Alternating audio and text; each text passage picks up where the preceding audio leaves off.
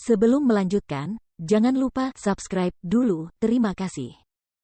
Bab 70, aku tokoh utamanya. Rasa superioritas yang dirasakan Hailey akibat kemewahan keluarganya adalah alasan mengapa ia mampu mengangkat kepalanya tinggi-tinggi, membenarkan kesalahannya di hadapan Jordan, dan bahkan membuat Jordan meminta maaf padanya sebelumnya. Hailey tumbuh di sekolah bangsawan dan belajar bermain piano, biola, dan menari saat masih kecil. Ia merasa bahwa dirinya jauh lebih berbudaya dan memiliki pendidikan yang lebih baik daripada Jordan.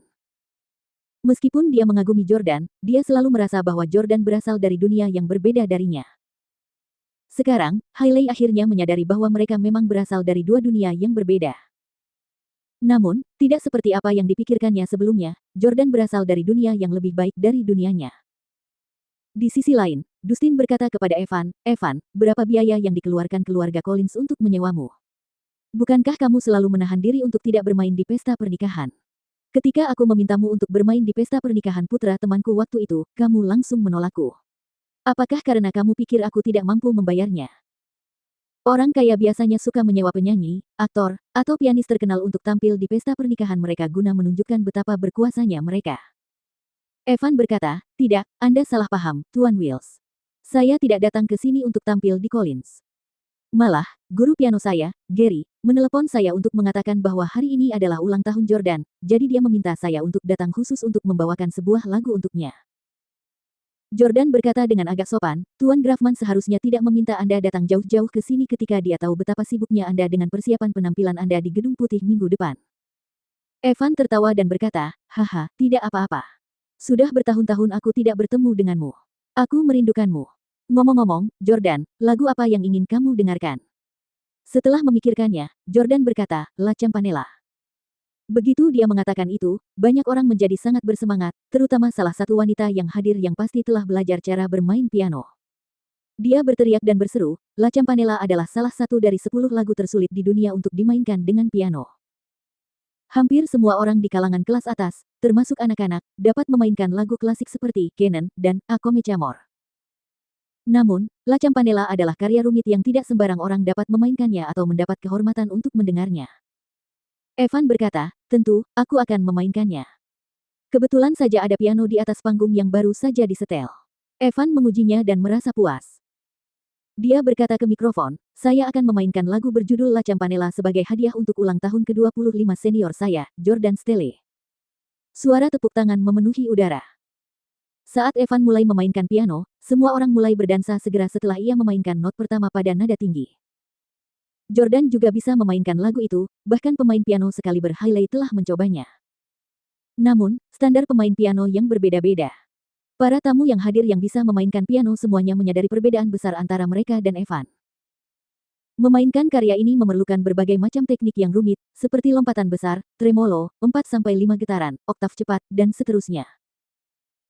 Semua orang yang hadir yang mengaku bisa memainkan La Campanella, tidak akan pernah mengatakan mereka bisa memainkannya lagi dalam hidup mereka setelah melihat dan mendengar Evan memainkannya dengan mata kepala mereka sendiri. Ini sangat menyenangkan. Saya tidak akan pernah memainkan lagu ini lagi. Akan menjadi penghinaan bagi karya ini jika saya memainkannya. Terima kasih kepada Tuan Stelle, saya berkesempatan menikmati penampilan seorang master piano dari dekat. Karya tersebut berdurasi sekitar 4,5 menit, dan selama 4,5 menit tersebut, jantung semua orang berdebar kencang saat mendengarkan alunan lagu yang membuat air mata mengalir di mata mereka. Akhirnya, Evan memainkan nada terakhir dari karya tersebut. Banyak orang yang belajar musik sudah mulai bertepuk tangan karena mereka tahu lagunya telah berakhir. Namun, itu bukan akhir dari penampilan Evan.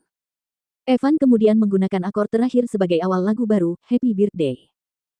Semua orang yang hadir mulai bersenandung dan bernyanyi bersama. Selamat ulang tahun untukmu, selamat ulang tahun untukmu. Selamat ulang tahun untukmu, selamat ulang tahun untukmu. Akhirnya, Evan kembali memamerkan keterampilan bermain piano yang mengesankan dan mengakhiri penampilannya. Terima kasih semuanya. Jordan, selamat ulang tahun. Evan mendoakan Jordan sekali lagi. Semua tamu di ruangan itu berdiri dan bertepuk tangan sementara banyak orang asing bahkan berjalan menuju Jordan untuk bersulang untuknya. Tyler tercengang. Bukankah ini pernikahanku? Mengapa penyanyi tamu memainkan lagu ulang tahun untuk Jordan? Mengapa para tamu juga mengucapkan selamat ulang tahun kepada Jordan? Bukankah pernikahan lebih penting daripada ulang tahun seseorang? Lagi pula, Tyler adalah orang yang membayar tempat dan piano. Mengapa Jordan Stelle mencuri perhatian? Merasa sangat terhina, Tyler berjalan ke arah Evan dan berkata, Master Cadence, bisakah Anda memainkan lagu lain, Maria G. Demer, untuk Hailey dan saya? Evan melihat jam tangannya dan berkata, Hei, aku benar-benar minta maaf, aku terlambat untuk penerbanganku, dan aku harus segera pergi. Aku pasti akan menebusnya lain hari. Setelah mengatakan itu, Evan memeluk Jordan dan bergegas pergi. Halo. Tyler dan Leonard tidak dapat membuat Evan tetap tinggal, tidak peduli seberapa keras dia berusaha. Dengan ekspresi malu, Tyler berpikir, Evan Cadence jelas ada di sini demi Jordan Stelle, bukan demi keluarga Collins. Victoria menyeruput kopinya dengan bangga. Ia telah lama menunggu hari ini bagi Jordan untuk membalas dendam pada Tyler dan Hailey. Lagi pula, ini baru permulaan. Kurang dari semenit setelah Evan pergi, seorang pemuda tiba-tiba masuk dan berkata kepada Leonard, Tuan Collins, tiba-tiba ada puluhan orang di pintu masuk aula. Mereka tidak punya undangan, tetapi mereka bersikeras untuk masuk.